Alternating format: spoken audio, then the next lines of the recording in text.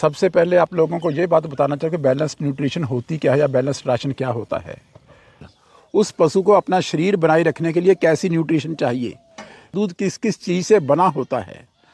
तो साथियों नमस्कार, आज हमारा विशेष टॉपिक रहेगा संतुलित खुराक का दूध में क्या रोल होता है। तो हमारे डॉक्टर साहब हैं राजेंद्र प्रसाद गुप्ता जी है, वो आज आपको प्रॉपर तरीके से बताएंगे। तो डॉक्टर साहब नमस्कार। नमस्कार जी। तो इसके बारे में बताएं डॉक्टर साहब। तो प्यारे किसान भाइयों, जहाँ तक संतुलित खुराक का या बैलेंस्ड न्यूट्रिशन का संबंध है या बैलेंस्ड राशन का संबंध है, सबसे पहले आप लोगों को ये बात बताना चाहिए कि बैलेंस्ड न्यूट्रिशन होती क्या है या बैलेंस्ड राशन क्या होता है। ऐसा ration which contains all the nutrients in proper proportion required by the animal for some specific purpose, यानी कि ऐसी खुराक जिसके भीतर सभी तरह के खुराकी तत्व हों और उनकी मिकदार भी एक ख़ास रेशो में हो और उस चीज़ का कोई ख़ास मकसद हो।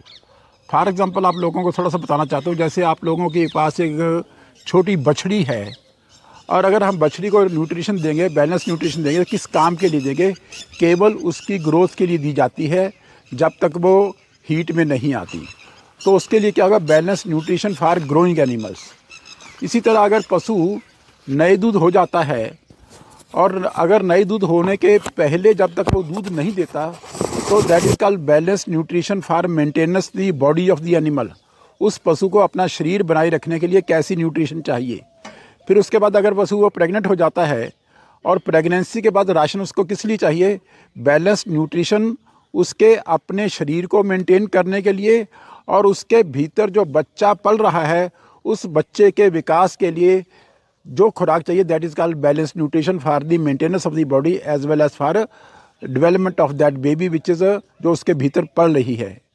तीसरी बात है, जब उसकी प्रेगनेंसी के बाद उसकी पार्चुरेशन हो जाती है, उसकी डिलीवरी हो जाती है, तो उसके बाद जब बच्चा पैदा हो जाता है उसके बाद पशु दूध देने लगता है, तब हम लोगों को जो खुराक देनी होती है वो पशु के शरीर को मेंटेन करने के लिए और दूध की प्रोडक्शन के लिए दी जाती है।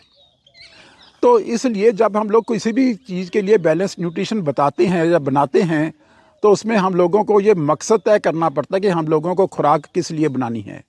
लेकिन आज के विषय में हम लोग जो बैलेंस न्यूट्रिशन की बात करेंगे, that is only for lactating animals. जो पशु दूध देते हैं उनके लिए आप लोगों को बैलेंस न्यूट्रिशन कैसी होनी चाहिए, कैसी बनानी चाहिए, कैसी देनी चाहिए और उसके भीतर क्या रोल होता है।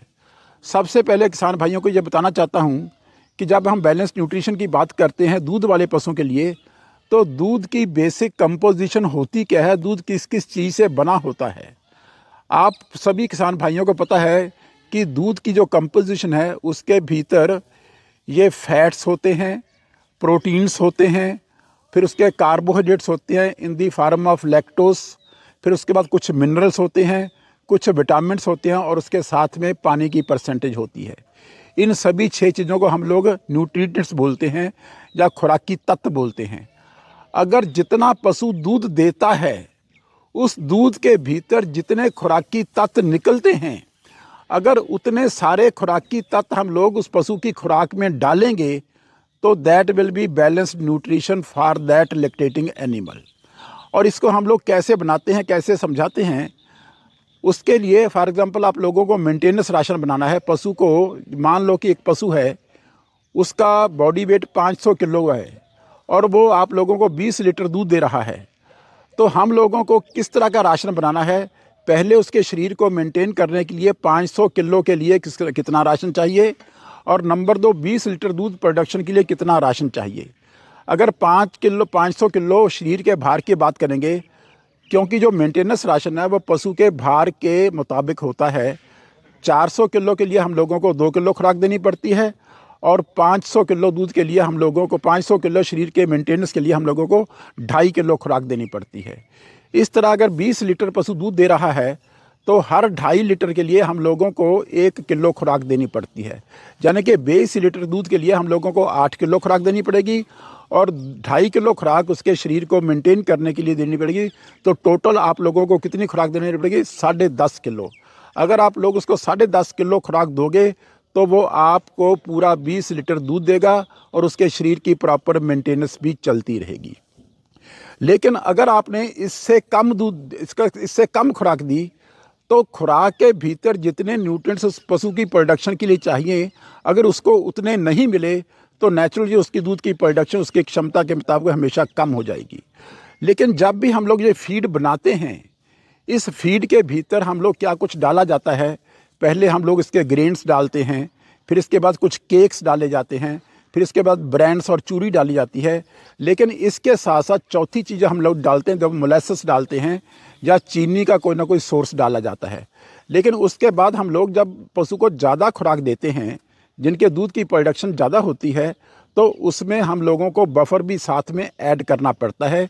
क्योंकि अगर हम लोग बफर ऐड नहीं करेंगे तो इसमें ज़्यादा खुराक देने से पशुओं के भीतर एसिडिटी का लेवल बढ़ जाता है, लैक्टिक एसिड की प्रोडक्शन बढ़ने लगती है, तो पशुओं को इनडाइजेशन हो जाती है और लूज मोशंस लग जाते हैं, और जिसके कारण उनकी दूध की प्रोडक्शन कम होनी शुरू हो जाती है। तो ऐसे में हम लोग इस फीड के भीतर साथ में बफर या सोडा बाइकार्ब भी डालते हैं। और दूसरी बात, इसके भीतर साल्ट भी हम लोगों को डालना पड़ता है। साल्ट भी हम लोग दोनों तरह का डालते हैं, कॉमन साल्ट भी डाला जाता है और रॉक साल्ट भी डाला जाता है। और इसके साथ साथ आप लोगों को मिनरल मिक्सचर भी कई बार तो हम लोग इस फीड के भीतर ही डाल देते हैं। लेकिन अगर आप लोगों के पास घर में बहुत अच्छे पशु हैं जिनके दूध की प्रोडक्शन 15-20 लीटर से ऊपर है, तो मैं ये आप लोगों को सुझाव दूंगा कि आप लोगों को ये मिनरल मिक्सचर पशु की दूध की प्रोडक्शन के हिसाब से उसकी डाइट में अलग से डालना चाहिए। क्योंकि एक बात ये सभी फार्मर्स को समझनी बहुत ज़रूरी है कि दूध के भीतर 0.7% मिनरल्स होते हैं, यानी कि 10 किलो दूध के भीतर 70 ग्राम मिनरल्स निकलते हैं। लेकिन अगर आप लोगों के पशुओं के दूध की प्रोडक्शन 30, 35, 40 लीटर है, मान लो 40 लीटर है, तो उसके भीतर 280 ग्राम मिनरल्स निकलते हैं। लेकिन जितनी हम पशु को खुराक देंगे उसके भीतर मिनरल्स की क्वांटिटी कम हो जाती है। तो ऐसे में पशुओं की दूध की प्रोडक्शन कम होने लगती है, क्योंकि उस फीड के भीतर हम लोग उतने मिनरल्स डाल नहीं पाते जितना दूध में निकलते हैं।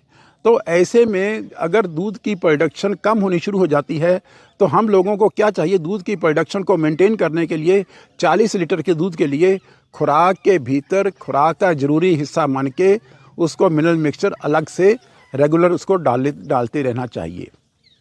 ऐसे हम लोग इसका फीड को डाला जाता है उसके बॉडी वेट के हिसाब से और दूध की प्रोडक्शन के हिसाब से।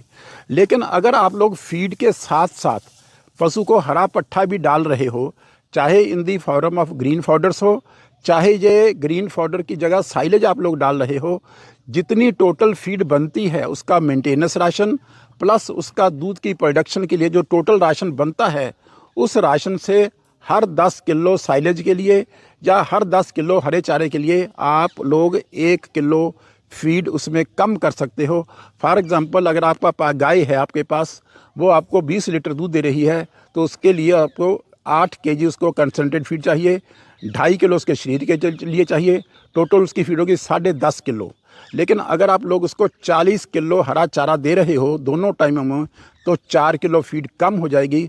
4 किलो फीड दे के भी, लेकिन 40 किलो हरा चारा देके भी आपके दूध की प्रोडक्शन भी मेंटेन रहेगी, आपके पशु की हेल्थ भी प्रॉपर से बरकरार रहेगी और वो रेगुलर तौर पे आप लोगों को लगातार दूध देता रहेगा। तो मेरे किसान भाइयों, आप लोगों को समझ आ गया होगा कि पशुओं का राशन हम लोग कैसा बनाते हैं और किस तरीके से बनाना चाहिए ताकि दूध की प्रोडक्शन प्रॉपर तरीके से मेंटेन हो। लेकिन अगर आप लोगों के पशुओं की दूध की प्रोडक्शन ज़्यादा है तो इसमें हम लोग प्रोटीन्स की क्वालिटी को, प्रोटीन्स की क्वांटिटी को, दोनों चीज़ों को हम लोग इम्प्रूव कर देते हैं। जैसे जैसे दूध की प्रोडक्शन बढ़ती है वैसे वैसे प्रोटीन्स की मात्रा को हम लोगों को बढ़ाना पड़ता है। लेकिन एक किसी खास लेवल पे जब हम लोग प्रोटीन्स की मात्रा बढ़ा नहीं पाते तो हम लोग इस प्रोटीन्स की क्वालिटी को बढ़ा लेते हैं ताकि पशुओं के दूध की प्रोडक्शन मेंटेन रहे। लेकिन हमेशा ही जो फीड की क्वालिटी है ये प्रोटीन्स की परसेंटेज पे ही निर्भर करती है। जितनी प्रोटीन्स की परसेंटेज ज़्यादा होगी उतनी वो ज़्यादा दूध देने वाले पशुओं के लिए ज़्यादा बेहतर संतुलित खुराक होगी। सो आप लोग इस चीज़ को बड़ी भांति समझ गए होंगे। फिर भी अगर आप लोगों के क्वेश्चन कुछ इसके बारे में हो तो आप लोग अपने क्वेश्चन इसके भीतर से डाल सकते हो ताकि आप लोगों को नेक्स्ट वीडियो में इसके बारे में बता दिया जाए। Thank you so much.